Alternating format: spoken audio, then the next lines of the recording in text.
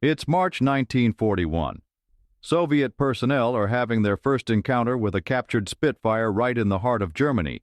The Germans showcase the Mark 1A to a Soviet delegation. Test pilot S.P. Suprun takes it for a ride, and he's clearly impressed. 6 months later, when Germany invades the USSR, marking the start of what the Soviets call the Great Patriotic War. Now, allies with Britain, the Soviets can officially get to know the Spitfire on a whole new level.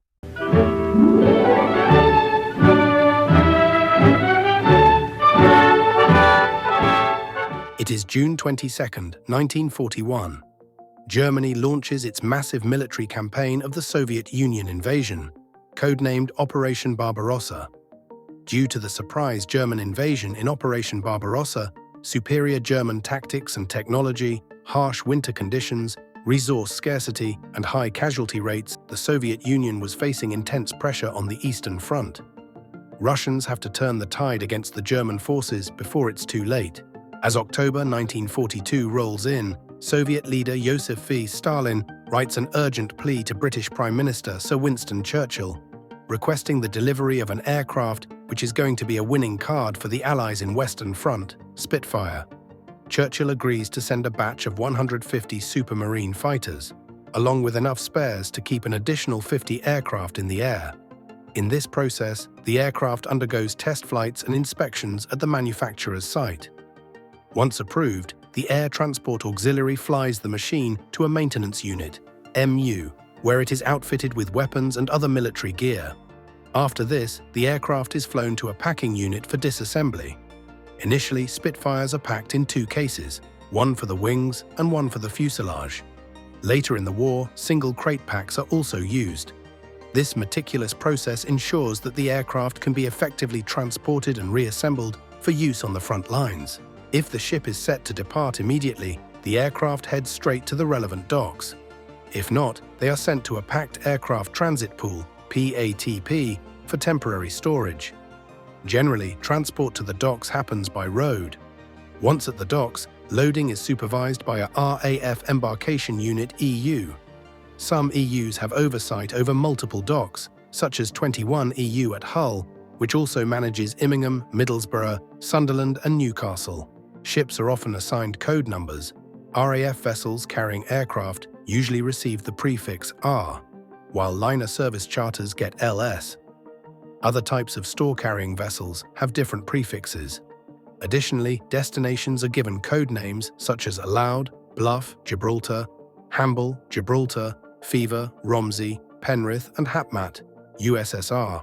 By some accounts, Hapmet S serves as a military code word for the Persian port of Basra.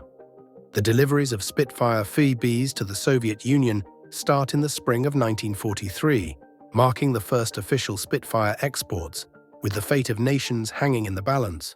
The first batch sails into Basra, Iraq, from England.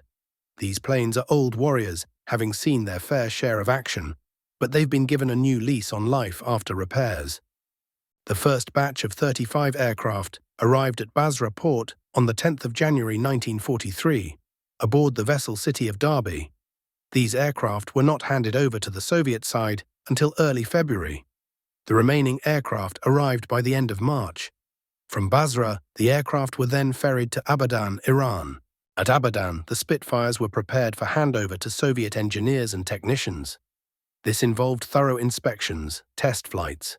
Here, their British identification markings were painted over with red stars with black outline. Also, any necessary repairs or adjustments, including engine and guns aiming tests and adjustments, would take place. At the end, the aircraft underwent final checks to ensure they were ready for the long journey to the Soviet Union over Iran. A distance of over 2,000 miles from Abadan, the planes then were flown to Tehran, where they were collected by Soviet pilots, then onto various destinations, often through Baku. A portion of the aircraft was turned over to the Allies in Iran, and several were destroyed during delivery. The first unit to receive the Spitfire is the 36th Fighter Aviation Regiment, later on redesignated to the 57th Guards IAP. In a coordinated effort, a group of the regiment's most experienced pilots, led by Commander Lieutenant Colonel Osipov, conducted 6 aerial flights to Tehran and then to the north of Iran. From there, they ferried the Spitfires to the Karachala airfield by the Caspian Sea. In early December, the personnel of the 36th Fighter Aviation Regiment were sent to the 25th Reserve Aviation Regiment, ZAP. At an airfield near Karachala, they began training on the new British Spitfire Mark 5B airplanes. Ex-RAF Spitfire 5Bs had already seen extensive service. Furthermore, not all aircraft are making it to their destinations.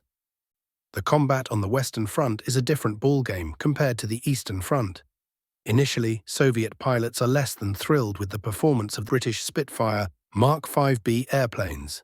They have a soft spot for the Bell P-39 Era Cobra over the older Spitfire versions they received. Senior Lieutenant Anatoly Ivanov points out that they know about the superior Spitfire 9, but the aircraft provided by their allies are much older versions and have already seen their fair share of action. Britain sent a total of 143 Spitfire Mark 5B, 1,183 Spitfire Mark 9, 2 Spitfire HF Mark 9, and 9 LF-16 through Iran to northern Soviet ports under the Lend-Lease program. In the West, Spitfire is celebrated as the hero of the Battle of Britain and stands as a national icon of World War II. In Russia, these fighters etch their names in history, engaging in some of the fiercest aerial battles over the Kuban, also known as the Goth's Head.